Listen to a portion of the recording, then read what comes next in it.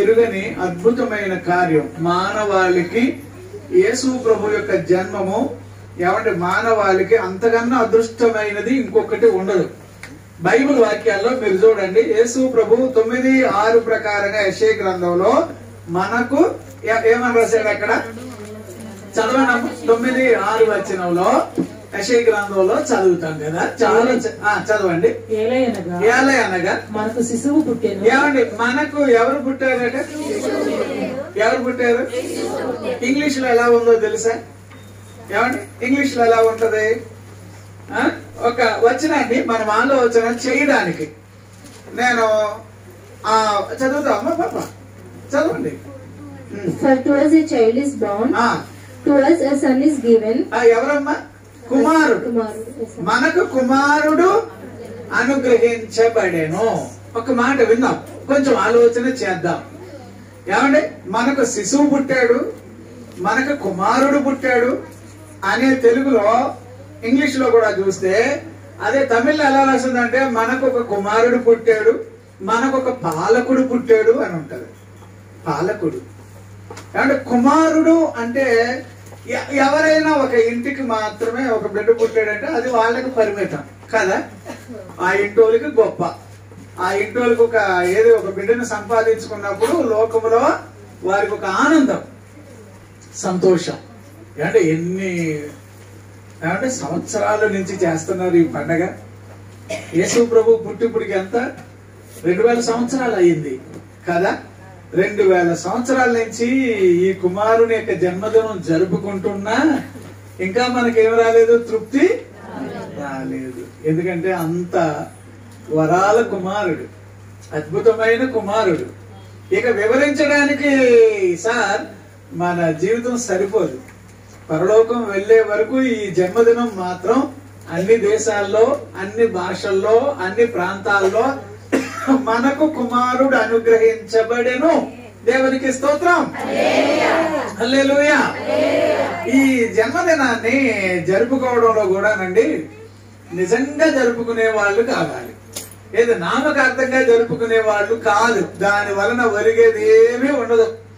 మొన్న ఎప్పుడో చెప్పాను కదా, డాడీ వాళ్ళ పాపకి ఏదో గోల్డ్ రింగ్ తీసుకొస్తే, ఉంగరం ఏదో తీసుకొస్తే ఆ పిల్ల ఆడుకుంటూ ఆ రింగ్ కంటే కూడా దాని మీద ఉన్న కవర్ బాగుందని అది పాడేసి ఆ కవర్ పెట్టుకొని పడుకుంటే పక్కన పెట్టుకుంటుందట. ఎక్కడికి వెళ్తున్నా అదే తీసుకొస్తుందట.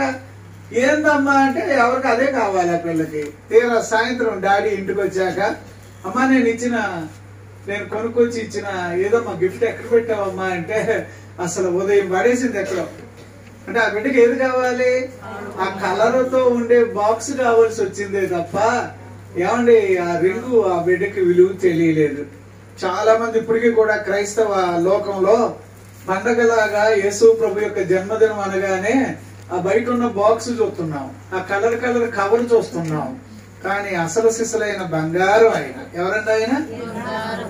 నేను మీకు చెప్పాలంటే ఆయనే మన బంగారం అని కూడా ఈ మధ్యలో చెప్పాను, మీకు గుర్తుంటే. దేవునికి స్తోత్రం.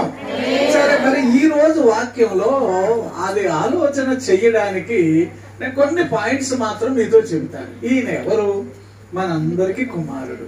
ఏమండి అందరి ఇళ్లలో కూడా ఏమండి ఎలా సంతోషపడాలంటే మనకు కుమారుడు అనుగ్రహించబడెను.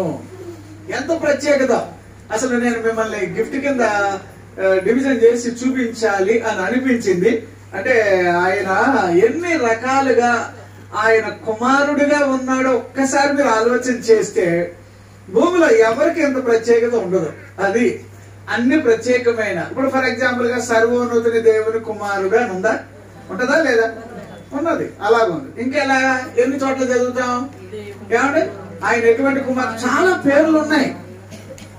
మీరు పేపర్ మీద ఏమంటే ఆయన గురించి వ్రాస్తూ ఉన్నప్పుడు ఏమంటే చాలా చాలా ప్రత్యేకమైన విషయాలు బయటకు వస్తాయి.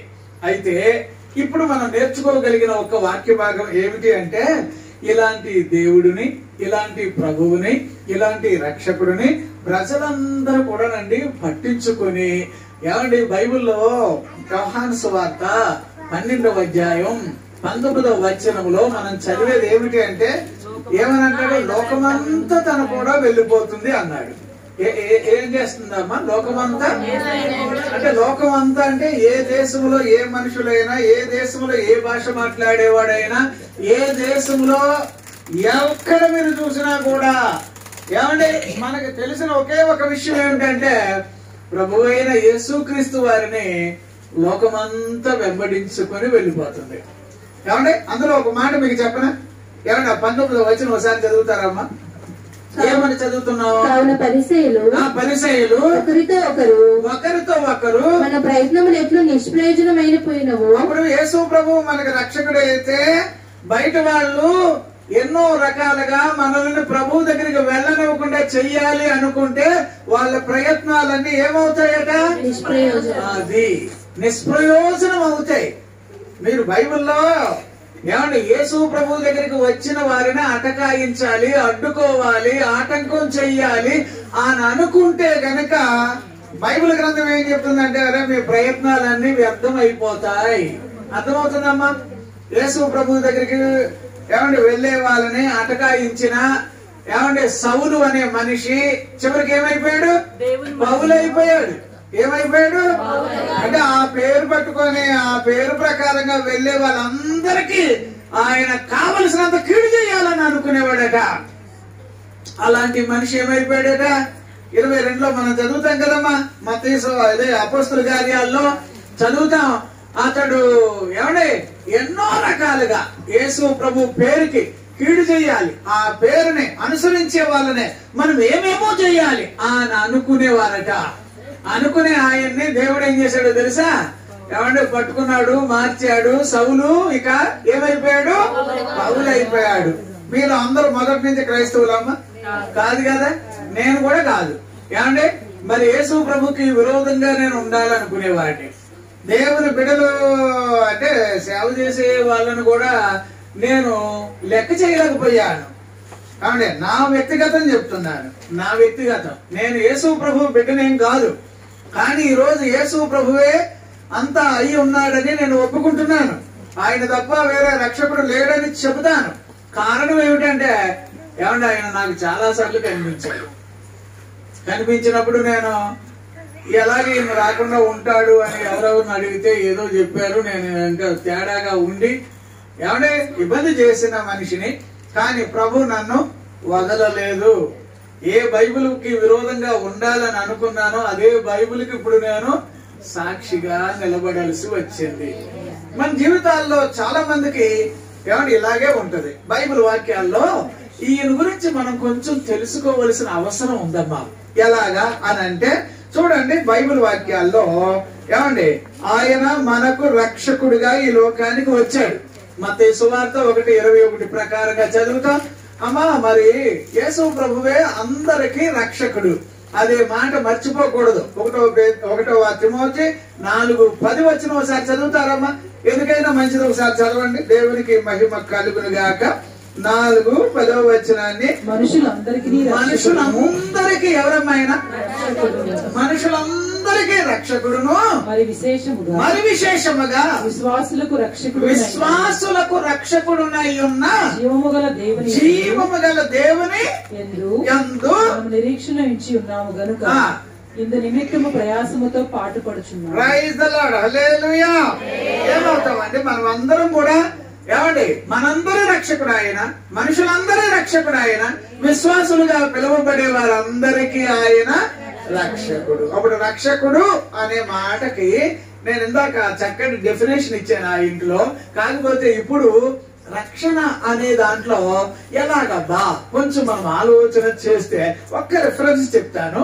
రక్షణ అనే దాని వలన మనిషి ఎలాగా అది ఎఫెసీయులకు రాసిన పత్రిక 2వ అధ్యాయం ఈ వచనాలు చదువుతారా? 5వ వచనం 8వ వచనం ఈ రెండిటిలో ఏమి రాశాడు అని అంటే ఏమండి రక్షణ అనగా ఏమండి జీవము కలిగి బ్రతకడం. దేవునికి స్తోత్రం. అలాగే ఎలాగ ఉండాలండి? అంతేనమ్మా. వచనం ఏం రాశాడు అక్కడ? దేవుడు కరుణా సంపన్నుడై ఉండి మనము మన అపరాధముల చేత చచ్చిన వారమై ఉండగా సైతము మన ఎడల చూపిన మహాప్రేమ చేత మనల్ని క్రీస్తుతో కూడా బ్రతికించెను. Praise lord. క్రీస్తుతో కూడా బ్రతికించెను. చేత మీరు ఎలాగమ్మా అంటే ఇప్పుడు రక్షణ అని అనగానే నీ సొంతంగా నీకు అది జరగదు. దేవుడు ఇచ్చిన దయా దాక్షిణ్యం మీద ఆధారపడి ఉంటుంది. దేవుడు తాను జాలిపడడం, కృప చూపడం, కరుణ చూపడం, నీ పట్ల వాత్సల్యత చూపడం. నేనేమంటున్నానంటే రక్షణ అనగానే అది ఖచ్చితంగా దేవుని యొక్క ఆయన దయ, ఆయన కరుణ, ఆయన కటాక్షం. ఆయన నేనంటాను తెలుగులో దయకు జాలికి ఇలాంటి పదాలు ఎన్నున్నాయో మీరు అన్నిటి యొక్క సారాంశం ఏంటంటే ఆయన కృప చేత మనము బ్రతికాం. దేవునికి స్తోత్రం. అంచేత రక్షణ అనగానే మీరు జీవించువారై ఉండాలి. ఎలా ఉండాలమ్మా? సజీవులుగా ఉండాలి. దేవునికి స్తోత్రం. క్రైస్తవ పిల్లలు ఎప్పుడు కూడా మధ్యలో అఘాయిత్యాలు చేసుకోవడానికి వీలు లేదు. ఏ రీతిలో కూడా అంటే జీవితం మీద మాకు విరక్తి వచ్చింది, జీవితంలో మేము ఏదో చేయాలనుకుంటున్నాం, అలాగే ఇలాగ అన్ని అనేవాళ్ళు ఉంటారు. ఏమండి నాకు కూడా ఇలాంటివి నేను గమనించాను. తెలిసి తెలియక జరుగుతాయి. కానీ దేవుని వాక్యాలు వెలుగులోకి వచ్చాక మనం బ్రతకడానికే రక్షణ. దేవునికి స్తోత్రం. చావడానికి రక్షణ కాదు. దేవునికి స్తోత్రం. ప్రభువులోకి వచ్చిన తర్వాత అందరూ ఎలాగుండాలట? రక్షించబడిన వారిగా, అంటే బ్రతికే వారిగా కావాలి.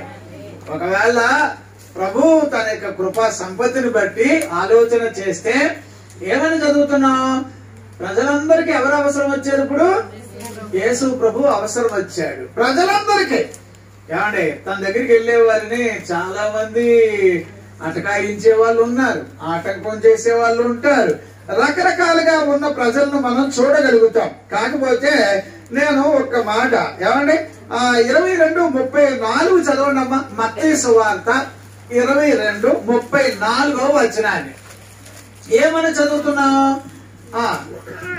ఆయన సద్దూకైల నోరు మూయించనని పరిసయ్యులు విని కూడి వచ్చిరి. ఏం చేశారమ్మా? అంటే ఇప్పుడు యేసయ్య దగ్గరికి వచ్చే వాళ్ళని ఏదో రకంగా అటకాయిద్దామని అంటే దేవుడు వారి నోరు మూయిస్తాడు. ఏం చేస్తాడమ్మా? ఏమంటే బైబిల్లో చదవండమ్మా. దెయ్యాలు నోరు మూయించననేది ఉందా? ఉన్నదా? ఎవరి నోరు మూయించాలో దేవుడు మూయించేస్తాడు. చాలా విషయాలు ఉంటాయి ఇలాగా. ఎలా చూడండి, సద్దుకైలు ఏమొచ్చారంటమ్మా? పరిసయ్యులు నోరు మూయించాడని ఎవరు వచ్చారట? చదవండి, మళ్ళీ అదే వచ్చిన చదవండి అమ్మా. Praise lord. ఆయన సద్దూకైల నోరు మూయించనని పరిసయ్యులు విని కూడి వచ్చిరి. దేవునికి స్తోత్రం. హల్లెలూయా, హల్లెలూయా.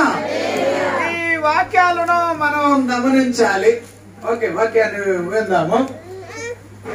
సద్దుకైలు ఏదో రకంగా ప్రభువుని ఏమండి కంగారు పెట్టాలి, మనం దెబ్బతోటైన ఏది కిందకి దించాలి అని అనుకునేవారు.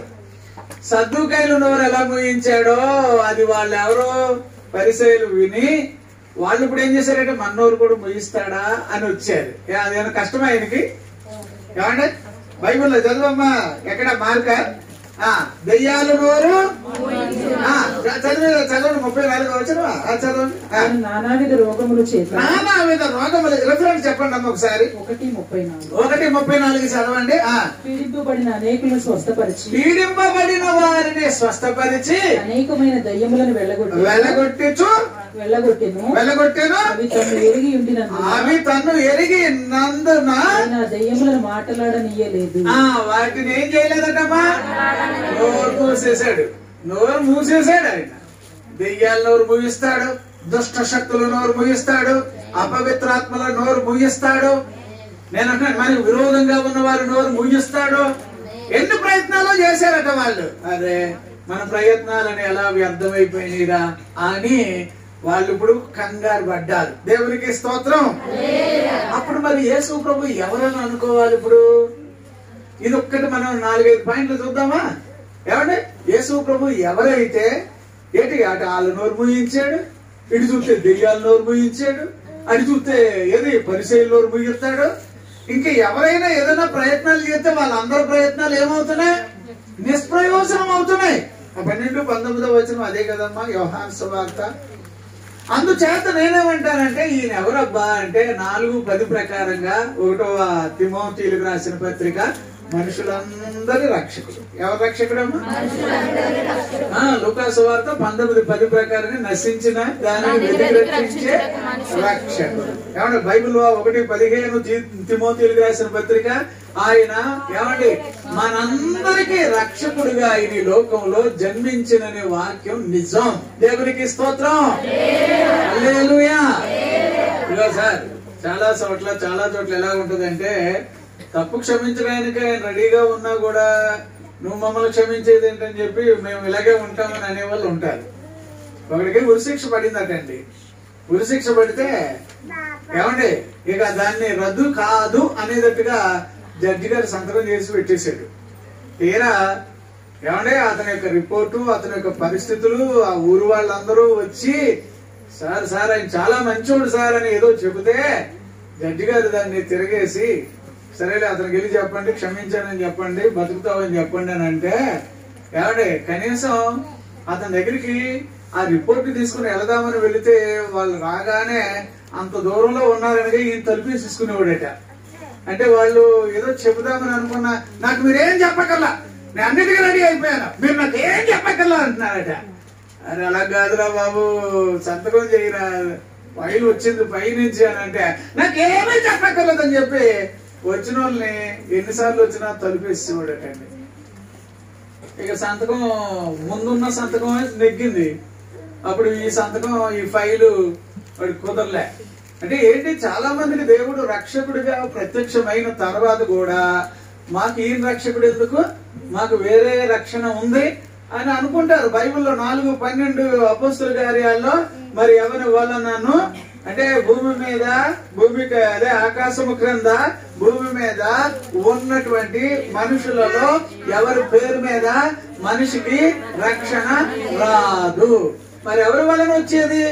అది యేసుక్రీస్తు ద్వారా మాత్రమే. ఆయన లోకానికి వచ్చిందే రక్షణ, ఏమంటే రక్షించడానికి వచ్చాడు. అందుకోసం నేనేమంటానంటే చూడండి అమ్మా, బైబిల్ వాక్యాల్లో ఈయన గురించి మనం కొన్ని ఇలా కూడా చదవాలి. బైబిల్లో ఇది చదివితే 7వ అధ్యాయం ఏది యోహాను సువార్త 27వ వచనం ఒకసారి చదువుతారమ్మా. 27వ వచనాన్ని ఏమని చూస్తున్నాం మనం? దేవునికి మహిమ కలుగును గాక. 7:27 అయినను ఈయన ఎక్కడి వాడో ఎరుగుదుము.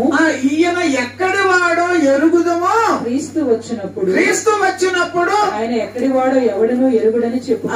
అంటే ఇప్పుడు చూడండి ఎట్లా వెళ్తుందంటే, రక్షకుడిగా ఆయన వస్తే కూడా ఆ శాస్త్రులు గాని, పరిసయ్యులు గాని, సద్దూకయ్యులు గాని ఈయనెవరో మాకు తెలుసులేండి, ఆయన ఏ ప్రాంతమో మాకు తెలుసులేండి, వాళ్ళ కుటుంబం ఏమిటో మాకు తెలుసులేండి, ఆ బేసిక్ లో ఉన్నారు వాళ్ళు. మీకు ఇంకో వచనం నేను చెప్తాను చూడండి అమ్మా. ఏది 30వ వచనం చదువుతారమ్మా. 30వ వచనం అందులోనే 7వ అధ్యాయం 30వ వచనం.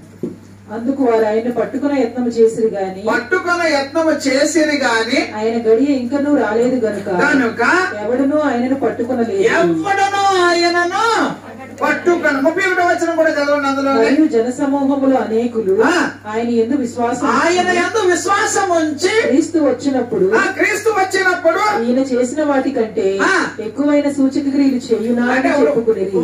వాళ్ళు ఏమనుకుంటున్నారు, అరే ఈయన యేసు ప్రభు అని అంటున్నాడు కదా, ఈయన కాదురా వేరే ఆయన వస్తాడు, ఆయన పేరు క్రీస్తు అని పిలుస్తారు, ఆయన వచ్చి ఎంతకన్నా ఎక్కువ చేస్తాడేమో అన్నట్టుగా వాళ్ళు అనుకుంటున్నారు.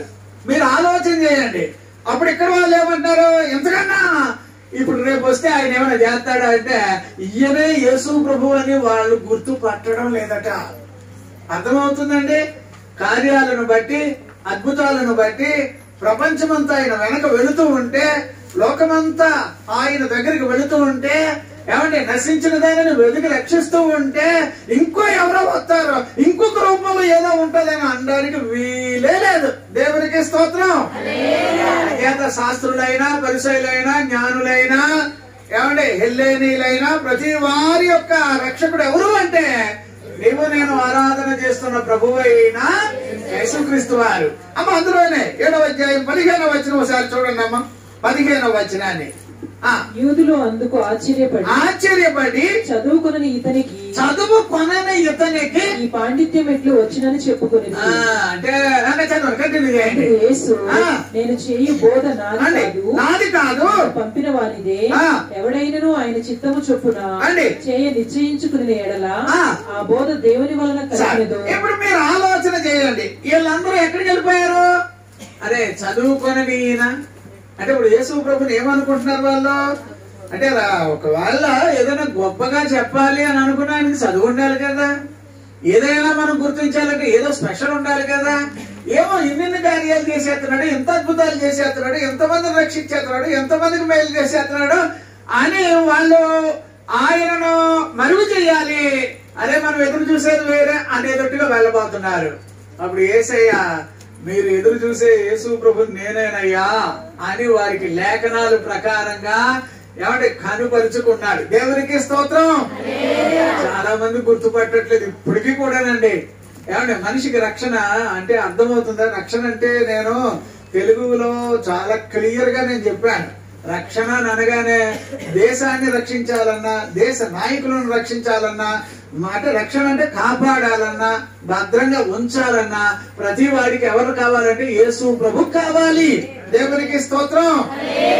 హల్లెలూయా. అందుకోసం నేను ఏమంటున్నానంటే ఈ వచనాలు వారు కొంచెం మనం ఇలా గమనించాలండి. 13వ అధ్యాయం 54 చూడండి అమ్మా. అదే మత్తయి సువార్త 13వ అధ్యాయం 54. 52 చదవండి. 7వ అధ్యాయం 52 చదవండి అమ్మా. 7వ అధ్యాయం 52వ వచనం చదవండి. వారు నీవును గలిలయుడువా విచారించి చూడుము, గలిలయలో ఏ ప్రవక్తయు రాడు. ఇప్పుడు మత్తయి సువార్త 13:54 చదవండి అమ్మా. మత్తయి సువార్త 13:54 వచనంలో ఏమని రాశాడు ఇక్కడ? అందువలన వారు ఆశ్చర్యపడి ఈ జ్ఞానమును ఈ అద్భుతములను ఇతనికి ఎక్కడి నుండి వచ్చినవని ఇతడు వడ్లవాని కుమారుడు కాడా? ఎవరంటున్నారమ్మా? ఇప్పుడు అంటే ఇన్ని కార్యాలు చేస్తుంటే, ఇంత అద్భుతాలు చేస్తుంటే ఇప్పుడు యేసు ప్రభుని అంగీకరించిన వాళ్ళని ఏమంటున్నారు? ఇలా తక్కువ వాళ్ళట. ఎవరటమ్మా? ఏందో అడి మీద ఏదో ఉట్టి మీద ఉన్నట్టాడు ఎవడో గాని. చాలా మంది అండి యేసు ప్రభుని నేను అంటున్నా, ఈయన తెల్లోళ్ళ దేవుడు కాదు, ఈయన తెల్లోళ్ళ దేవుడే కాదు. వాళ్ళకు కూడా మన ప్రభువుని వాళ్ళు కోరుకున్నారు. ఈయన ఆసియా ప్రాంతానికి చెందిన ఆయన. అర్థమైందండి? నేనేమంటాను, ఆసియాని తప్పు అంటున్నానేమో గాని ప్రపంచాన్ని అంతటికి ఆయన రక్షకుడు. ఆయన తప్ప వేరే రక్షకుడు భూమి మీద మనుషులలో ఇవ్వబడిన ఎవరి పేర్లోనో లేవు. అది మాత్రం మనం బాగా గుర్తుపట్టాలి. అందుకోసం నేనేమంటున్నానంటే మీరు ఆలోచన చేయండి. ఎంత చక్కటి వాక్య భాగం అంటే, ఇప్పుడు దీన్ని బట్టి మనం ఎలాగ అర్థం చేసుకుంటే బాగుంటుందా అనే ఆలోచనకి నేను మత్తయి సువార్త 8వ అధ్యాయం 27వ వచనాన్ని ఒకసారి చదువుతారా? మత్తయి సువార్త 8వ అధ్యాయం. ఆ మనుషులు ఆశ్చర్యపడి ఈయన ఎట్టివాడు ఈయనకు గాలియు సముద్రము. ఈయనకి ఏమవుతున్నాయంటమ్మా? ఈయన ఎట్టివాడు, యేసయ్య రక్షకుడమ్మా. ఎవరో అనుకుంటున్నారు, ఏమో అనుకుంటున్నారు. ఏమంటే దెయ్యాలు నోరు ముగించినోడు ఆయన గొప్పడు కాదా? ఏమంటే మనుషులు కొంచెం తిక్కగా ప్రభువుకు అడ్డుపడతామంటే సౌలు అంటుండే మార్చలేదా? సౌలు పౌలు అవ్వలేదా? బైబిల్ వాక్యాలు చెబుతున్నాయి. సద్దుకైలు అంటారు వాళ్ళు ఒక రకం, అంటే మరణం అయిన తర్వాత మనుషులు తిరిగి లెగుతారు అంటే అలాంటి నమ్మరాలు. అలాంటి వాళ్ళకైనా సరైనటువంటి రీతిలో మాట్లాడి నోరు ముగించలేదా? పరిసైలు లాంటి వాళ్ళు అడ్డుపడితే నోరు ముగించలేదా? పైకి వాళ్ళు అరే ఆయన వడ్రంగోళ్ళు అబ్బాయి అండి, ఆయన అలాంటి అబ్బాయి అండి, చదువుకోలేదండి, ఎన్ని వంకర్లు చెప్పి నువ్వు రక్షణ దూరం చేసుకుంటావా? అయ్యో ఎంత గొప్ప రక్షణ నిర్లక్ష్యం చేసిన వాడు మరి ఎలా తప్పించుకుంటాడు సార్? ఏ యాంగిల్లో నువ్వు ఆలోచన చేసినా యేసు ప్రభుని కావస్తారా? ఏ విధంగా నువ్వు తలంచినా యేసు ప్రభుని కావస్తారా? అందుకోసం ఇక్కడ మనం చదువుతా ఉన్నది ఏంటంటే ఈయన ఎట్టివాడు. ఎవరండి ఈయన? అంటే ఎట్టివాడు అంటే అర్థం ఏంటమ్మా? ఎన్నో రకాలుగా నీకు ఆయన ఎలా కనబడాలి? చూద్దామంటే అందడు ఏమంటే అర్థం చేసుకుందామంటే ఇంకా ఆయన గొప్పలాగా ఉంటాడు. తెలుసుకుందామంటే బాబు తెలుసుకోవాల్సింది ఎంతో ఉంటది. అన్నిట్లో ఆయన గొప్పవాడు. అందరిలో అతి శ్రేష్ఠుడు మనకందరికీ తానే ప్రభువు. అందరిలో అతి శ్రేష్ఠుడు మనకందరికీ తానే ప్రభువు.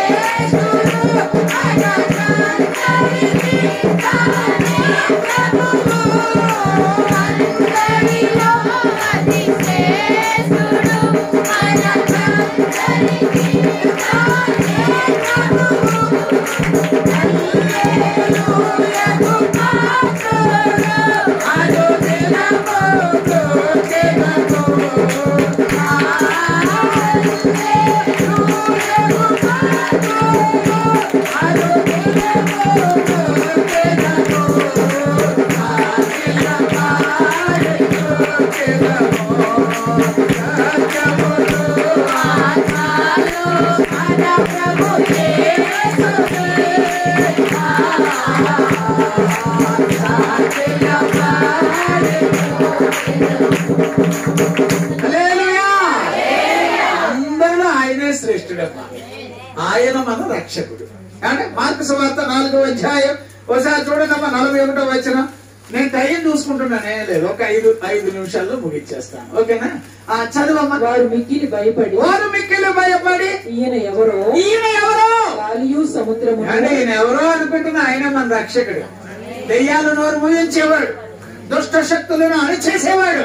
ఏమంటే నేను చెప్తున్నా, అడ్డుపడ్డ ప్రతి వారి యొక్క ప్రయత్నాలు నిష్ప్రయోజనం చేయగలిగిన వాడు, శత్రుపేలు నోరు మూయించగలిగిన వాడు.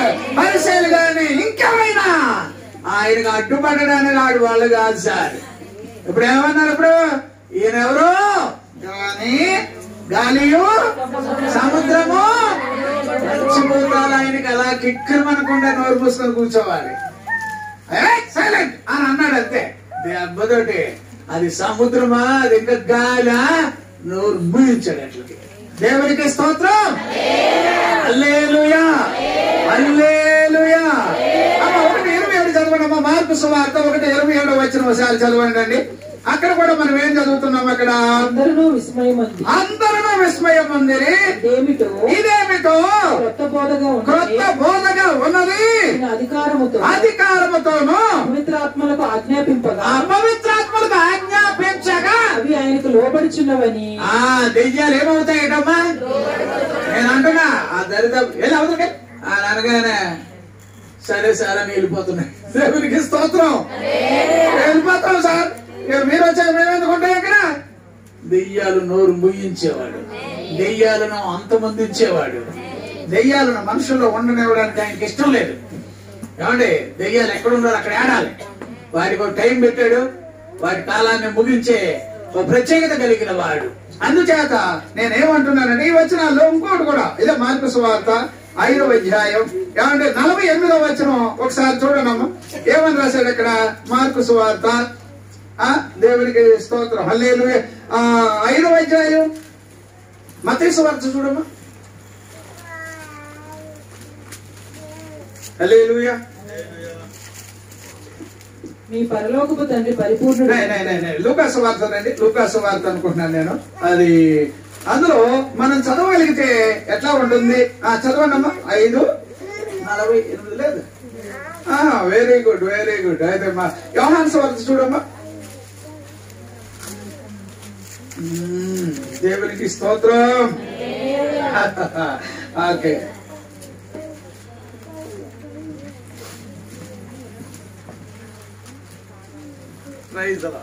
సరే, అందులో మీరు ఒక్క మాట గమనించండి. దీంట్లో నుంచి నేను చెప్పాలనుకుంటున్న వచనం ఏమిటంటే, ఇందులోనే మనం చూడగలిగితే ఏమంటే సముద్రము మీద ఆయన నడుచుకుంటూ వచ్చేవాడట. అదేనో వచనం చూడమ్మా. దేవునికి మహిమ కలుగును గాక. అందులో మనం చదివితే గనుక ఏమంటే దెయ్యాలు నోరు మూయించేవాడు, ఏమండి అలాగనే మనుషులు నోరు మూయించేవాడు, ఏమండి అది మాత్రమే కాకుండా మనం ఈ వచనాలను గమనించగలిగినప్పుడు ఇందులో నుంచి మనం చూస్తే గనుక దేవుడు సముద్రము మీద, యేసు ప్రభువారు సముద్రము మీద నడుచుతూ వెళుతూ ఉంటే ఏమండి అప్పుడు వాళ్ళు ఏమనుకున్నారట, బాబోయ్ ఇదేందయ్యా మేము ఏదో అనుకున్నాం, గౌతమని అనుకున్నాం, వేరే అని అనుకున్నాం అని వాళ్ళు కంగారు పడిన సందర్భాన్ని మనం చూస్తూ ఉంటాం. అందుచేత నేనేమంటానంటే ఈ వాక్యాలను బట్టి మనం ఇందులో నుంచి లూకాసు వార్త 5:9 ఒకసారి చదవమ్మా. అదొక్కసారి మనం చూద్దాం. లూకాసు వార్త 5వ అధ్యాయం. వారు పట్టిన చేపల రాశికి అతనితో కూడా ఉన్న వారందరూ విస్మయమందిరి. దేవునికి మహిమ కలుగును గాక. హల్లెలూయా. ఇప్పుడు ఈయన మాటలే వేరబ్బా. ఈయన మాటలు ఎలాగుంటాయండి మీకు అర్థమవుతుందా లేదా? మేము రాత్రంతా ప్రయాసపడ్డాం, మాకేం దొరకలేదంటే ఎప్పుడే వల కుడి ప్రక్కన వల వెయ్యని అన్నాడో లేదో, వాళ్ళు వల వేశారు. ఏమన్నా ఆయన మాటకి చేపలన్నీ లోపడ్డాయా లేదా? చెప్పండి అమ్మా. చెప్పట్లేదు. అప్పుడు ఆయన ఎలా మాట్లాడతాడంటారు? ఇప్పుడు ఆయన మాటలే వేరు. ఆ మాటలకి ఏ మూల దాక్కున్న చేపలన్నీ మందిరానికి వచ్చేస్తాయి. దేవునికి స్తోత్రం. ఏ మూల ఉన్నా కూడా బైబిల్లో చదివేది అలా సంతోషంగా ఉంటది. ఏమంటే నేనేమంటున్నానంటే 8వ అధ్యాయం అమ్మా, అందులో మనం చదువుతాం యోహాను సువార్త 7:46 చదవండి ఒకసారి. ఆయన మాటల గురించి ఇంకో మాట అక్కడ మనం చదువుతాం కదా. బంట్రౌతులు ఆ మనుషుడు మాటలాడినట్టు ఎన్నడూ మాటలాడలేదు, ఎవడును ఎన్నడూను మాటలాడలేదట. దేవునికి స్తోత్రం. అప్పుడు ఆయన మాటల్లో ఏముందంటారు? శక్తి ఉంది. ఆ మాటలకు ఏవైనా ఏం కావాలట? లోబడాల్సిందే. మనుషులను రక్షించే యేసుక్రీస్తు వారి లోకానికి రావడం అది మన జీవితంలో నేను అనుకుంటాను నాకు ఏమేమి అడ్డుగా ఉంటాయో రక్షించబడ్డానికి అడ్డుగా ఉన్న వాటిని ఆయన ఏం చేయాలంటే నోరు మూసేసేయాలి. ఏం చేయాలండి? మూసేసేయాలండి. ఏమంటే చాలా ఆటంకాలు, అభ్యంతరాలు నిష్ప్రయోజనం అయిపోవాలండి. ఏమంటే బైబిల్ వాక్యాల్లో యేసు ప్రభు వారు మనలను రక్షించడానికి ఆయన లోకానికి వచ్చాడు అనేది మనం చూడగలిగితే ఇందులో నుంచి ఒక చిన్న మాట నేను చెప్తాను అమ్మా. బైబిల్ ప్రకారంగా మనం ఈ వాక్యాన్ని గమనించి చూడాల్సినటువంటి అవసరత ఉంది కనుక ఇందులో నుంచి మనం ఒక సత్యాన్ని తెలుసుకుందాం. దేవునికి మహిమ కలుగును గాక. యోహాను సువార్త 7వ అధ్యాయం ఏమండి అక్కడ 40వ వచనం నుంచి చదువమ్మా. దేవునికి మహిమ కలుగును గాక. జనసమూహంలో కొందరు ఈ మాటలు విని నిజముగా ఈయన ప్రవక్త అనిరి, మరికొందరు క్రీస్తే అనిరి, మరికొందరు ఏమి క్రీస్తు గలిలయ నుండి వచ్చునా, క్రీస్తు దావీదు సంతానములో పుట్టి దావీదు ఉండిన బెత్లెహేము గ్రామములో వచ్చునని. ఇప్పుడు మీరు ఎలా గమనించిన వాళ్ళకి మాత్రం క్రీస్తు అనగా యేసు ప్రభు అనగా ఎక్కడి నుంచి వస్తాడో అది మాత్రం తెలుసు. ఇప్పుడు యేసు ప్రభు ఎక్కడి నుంచి వస్తాడని వాళ్ళు అంటున్నారు, బెత్లెహేం ప్రాంతాల్లో నుంచి వస్తాడు. మరి వచ్చిన ఆయన గుర్తుపట్టట్లేదు వాళ్ళు. నేనేమంటానంటే గుర్తుపట్టిన వాళ్ళని బైబిల్లో సింపుల్ గా మాట అంటాడు, గుడ్డోలు ఏమవ్వాలట? వాడు అలాగే గుడ్డోడు, కానీ మీరు చూస్తూ ఉండి మీరు ఏమవుతున్నారు? గుడ్డి వాళ్ళుగా మారుతున్నారు. చాలా మంది అండి వాక్యాలను మనం కనుక అర్థం చేసుకోగలిగితే ప్రభు యొక్క రక్షణ, ప్రభు యొక్క ప్రత్యేకత అది మనందరి జీవితాల్లో ఉండిపోవడానికి నేనేమంటానంటే ఏమండి ఆయనే ఈ లోకమునకు రక్షకుడిగాను ప్రభువుగాను దేవునిగాను ఈ లోకానికి రావడం జరిగింది. ఇప్పుడు నేనేమంటానంటే ఆయన్ని అంగీకరించే వారికి అడ్డుగా ఉన్నవన్నీ కూడా తొలగిపోవును గాక. అడ్డుగా ఉన్నవారు మీరు ఎవరెవరి కోసం ప్రార్థన చేస్తున్నారో వాళ్ళు రక్షించబడుదురు గాక.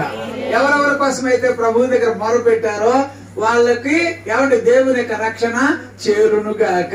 దేవునికి స్తోత్రం, హల్లెలూయా.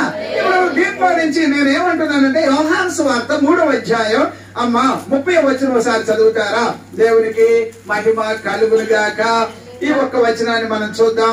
ఆయన హెచ్చవలసి ఉన్నది అండి, ఆయన హెచ్చవలసి ఉన్నది, నేను తగ్గవలసి ఉన్నది. నేనేం కావాలండి?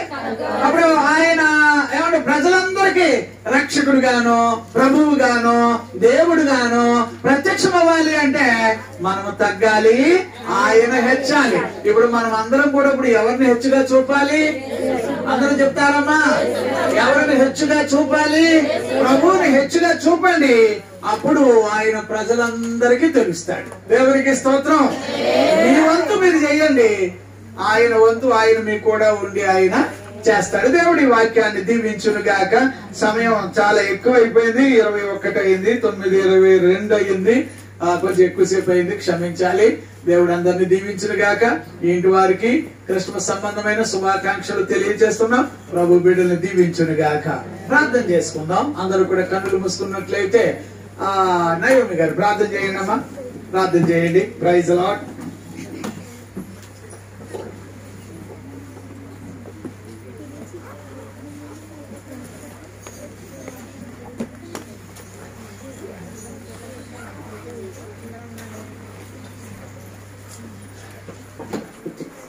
స్తోత్రం నాయన, స్తోత్రములు స్తోత్రములు స్తోత్రములు ప్రభువా. మహాగణుడా, మహోన్నతుడా,